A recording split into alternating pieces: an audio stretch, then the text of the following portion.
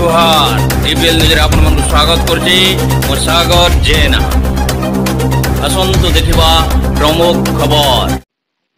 नियारा ढंगरे दीपावली पालिले डुंगुरीपाली सेवा फाउंडेशन सदस्य माने सदा सर्वदा सेवारे मन लगाउथिबा सेवा फाउंडेशन सबुबेले किछि ना किछि शिक्षणीय कार्य मध्य करिथाय। सेहीपरि एथर दीपावली रे सेवा फाउंडेशन प्रतिष्ठाता विभूत विश्वाल तांकर किछि सदस्य मानको नै पहुंचितिले विश्वेश्वरपाली अनाथ आश्रम रे।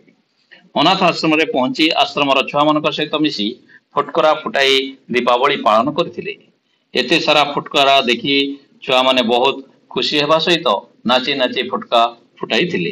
ता सहित पिला मानको बिस्कुट मिठा इत्यादि सेवा फाउंडेशन तरफ खाइबा को दिया जाइथिला।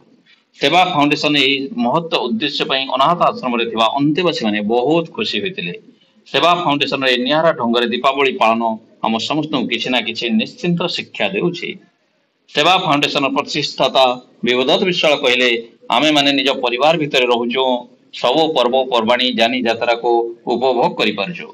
विशेष करी दीपावली रे समस्त आनंद उल्लास रे दीपावली पालन करथिबा बेली एही अनाथ असहाय पिला माने नीरव रे रहि जाई थांती। सेथि पई आमे माने आसी तांको सहित मिसिबा सहित फटका फुटाई तांको मन रे टिके खुशी आनि देथिबारु हमको बहुत आत्मतृप्ति मिलुची।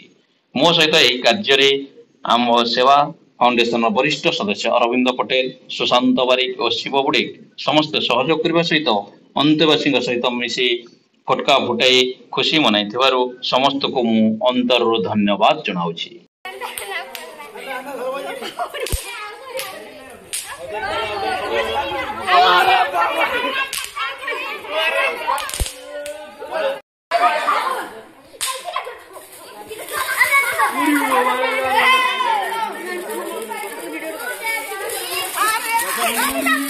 वीडियो कर आके जो